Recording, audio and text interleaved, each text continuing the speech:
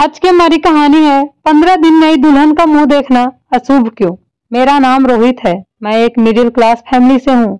मैंने मेरे घर वालों को कहा था कि जब तक मैं अच्छी नौकरी नहीं कर सकता तब तक शादी नहीं करूंगा। मैं बैंक के लिए तैयारी कर रहा था जिसमें काफी समय लग गया। इस कारण मेरी उम्र 32 साल की हो गई, लेकिन मेरी नौकरी अच्छी लग गई थी। अब मेरे घर वालों को मेरी शादी की चिंता सताने लगी थी। उन्होंने कई जगह मेरे रिश्ते की बात चलाई, लेकिन कुछ बात नहीं बनी। हर जगह कुछ न कुछ समस्या हो जाती थी। इन्हीं सब बातों में एक साल और बीत गया। मेरे मम्मी और पिताजी को अब ज्यादा टेंशन होने लगी थी। वो सुबह शाम बस मेरी शादी की ही फिक्र किया करते थे। लेकिन फिर एक दिन उनकी कोशिश रंग लाई। काफी दिनों तक ढूंढने के बाद एक रिश्ता आया था जो घर वालों को जमा था। वो लोग गांव के थे और हम भी हमसे गरीब थे। घर वालों ने मुझे उस लड़की की तस्वीर दिखाई। लड़की अच्छी थी।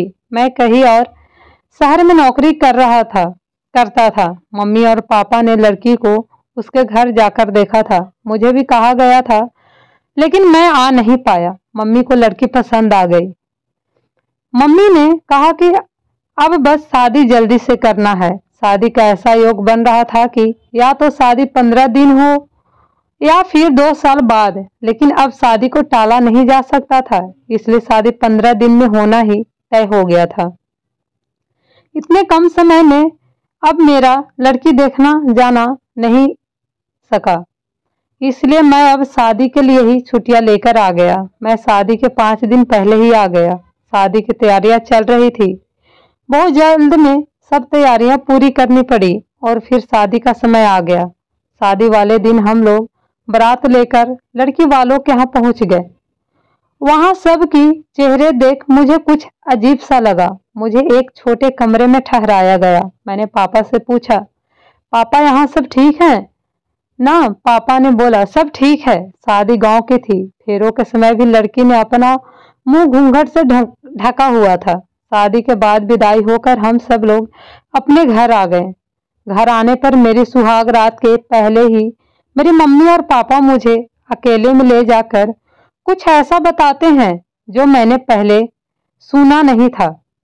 वो बोले कि हमारे घर में एक रिवाज है और प्रथा है कि शादी होने के 15 दिनों तक दूल्हा अपनी दुल्हन का मुंह नहीं देखता। मैंने बोला, यह क्या? आज से पहले तो अपने इस बारे में मुझे पहले बताया ही नहीं। वो बोले कि पहले नहीं बता सकते थे क्योंकि पहले बताना शुभ होता, इसलिए यह शादी के बाद ही बताया जाता है। मुझे समझ नहीं आ रहा था कि यह बात एकदम से कैसे आ गई, लेकिन फिर मम्मी पापा के ज्यादा जोर देने के बाद मुझे मानना ही पड़ा। पिताजी ने मुझे एक काला कपड़ा भी दिया। कहा कि इसे बांध कर ही कमरे में जाना, गलती से इसे खोलना नहीं। मेरे मन में कई तरह के सवाल और विचार आ रहे थे, लेकिन मुझे उनकी बात माननी ही पड़ी क्योंकि वो जिस तरह से मुझे समझा रहे थे, मुझे उनकी आंखों में थोड़ा डर भी लगा। इसलिए मैंने उनकी बात मान ली। मैं काला कपड़ा लेकर अपने कमरे में गया, दरवाजा बंद किया और मेरी पत्नी सेज पर मुंह ढके पहले से ही बैठी थी। मैंने अभी काला कपड़ा अपनी आंखों पर नहीं बांधा था।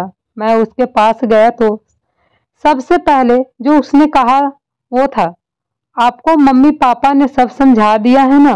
मैंने पूछा, उन्होंने तुम्हें भी कहा है? वो बोली, हाँ मुझे भी उन्होंने कहा है और हमें उसका पालन करना होगा। आपको सिर्फ मेरा मुंह नहीं देखना है 15 दिनों तक। मेरी पत्नी मेरे सामने थी, लेकिन मैं उसका मुंह नहीं देख सकता था। मैंने अपना काला कपड़ा उसे दिया और उसकी ओर पीठ करके बैठ गया। उसने कपड़ा मेरी आंखों में जोर से बांध दिया। कपड़ा बांधने के बाद मैंने उसको हाथों को अपने हाथ में लिया। बहुत ही कोमल थे। उसके बाद मैंने करीब आधी रात तक उससे बहुत बात की। मैं उसे देख नहीं पा रहा था, लेकिन उसकी तस्वीर मैंने देखी थी। इस तरह बंद आंखों के बीच हमारे नए जीवन की शुरुआत हो रही थी। दिन में भी इस बात का विशेष ध्यान रखना पड़ता था। वो पूरा समय घूंघट में ही रहती थी। शादी के पहले मुझे प्यार क्या होता है इसका पता नहीं था, लेकिन शादी के बाद मुझे अपनी पत्नी से प्यार हो गया। मैं बड़ी बेसब्री से 15 दिन खत्म होने का इंतजार कर रहा था। दिन दिन निकलते रहे और मेरा प्यार बढ़ता गया। आखिर 15 दिन हो गए। मैंने अपनी मम्मी और पापा से कहा कि आज 15 दिन पूरे हो गए और कुछ पूजा या दूसरा उपाय तो नहीं करना। उन दोनों के चेहरे पर एक अजीब से घबराहट थी। मुझे समझ नहीं आया कि क्यों। वो लोग बोले कि कुछ नहीं। मैंने उनसे फिर पूछा कि क्या कुछ बात है, आप इस तरह से क्यों लग रहे हैं। वो बोले कुछ नहीं। उस रात मैं कमरे में गया। अब मेरे हाथ में काला कपड़ा नहीं था। मेरी पत्नी आज भी घूंघट ओढ़े बैठी थी। मैंने जाते ही उससे कहा कि आज यह घूंघट क्यों। मेरी पत्नी मुझे कहती है कि मैं आपसे कुछ सवाल पूछना चाहती हूँ। मैंने बोला पूछो। वो बोली आप मुझसे कितना प्यार करते हैं। मैंने बोला कि 15 दिनों में तुम्हें पता नहीं चला। उसने कहा कि इतनी दिनों तक आपने मुझे देखा नहीं था।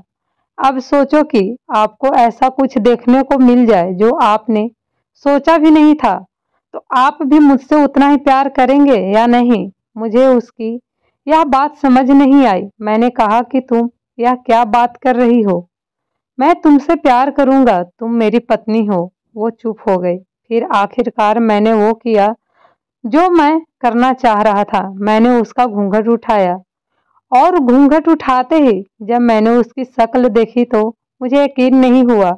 यह वो लड़की नहीं थी जिसकी मुझे तस्वीर दिखाई गई थी, यह तो कोई और ही लड़की थी। मैंने उससे पूछा कौन हो तुम। वो बोली मेरी आवाज तो आप जानते हैं, मैं वही हूँ, आपकी पत्नी। मैंने आवाज लगाकर अपने मम्मी और पापा को बुलाया। मेरी आवाज सुनकर वो कमरे में आए। मैंने बोला अच्छा, तो यह सब नाटक आपने इसलिए किया। यह लड़की कौन है? आपने मुझे तस्वीर तो किसी और की दिखाई थी।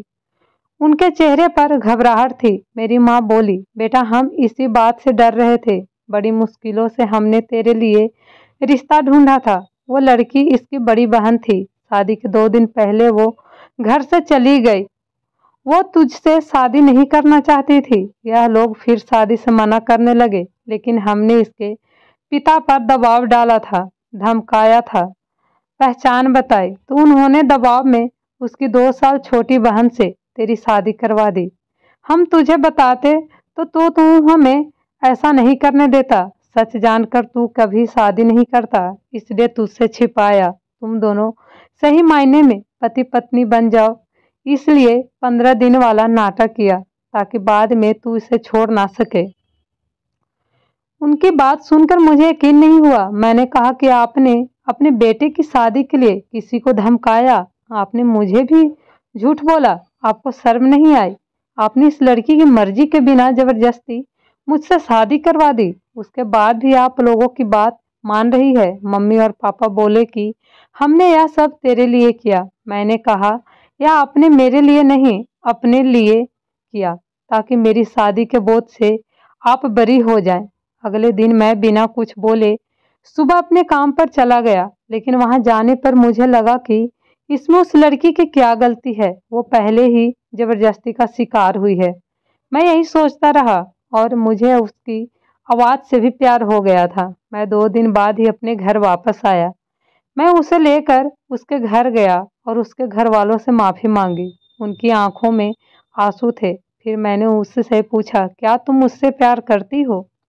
वो बोली कि मैं अपने आप को खुशकिस्मत मानती हूँ कि आप जैसा पति मुझे मिला। जो भी हुआ वो हम दोनों को मिलाने के लिए ही हुआ था। मैं आपके लिए और आप मेरे लिए ही बने थे, तभी अपने आप रास्ते बन गए। उसकी इन्हीं बातों पर मैं उसे और ज़्यादा प्यार करने लगता हूँ। अब मेरा फर्ज है कि मैं उसे दुनिया भर की खुशियाँ दूँ। अगर आपको ये कहानी पसंद आए तो प्लीज़ मेरे चैनल को लाइक एंड सब्सक्राइब ज़रूर कीजिएगा। Thank you so much.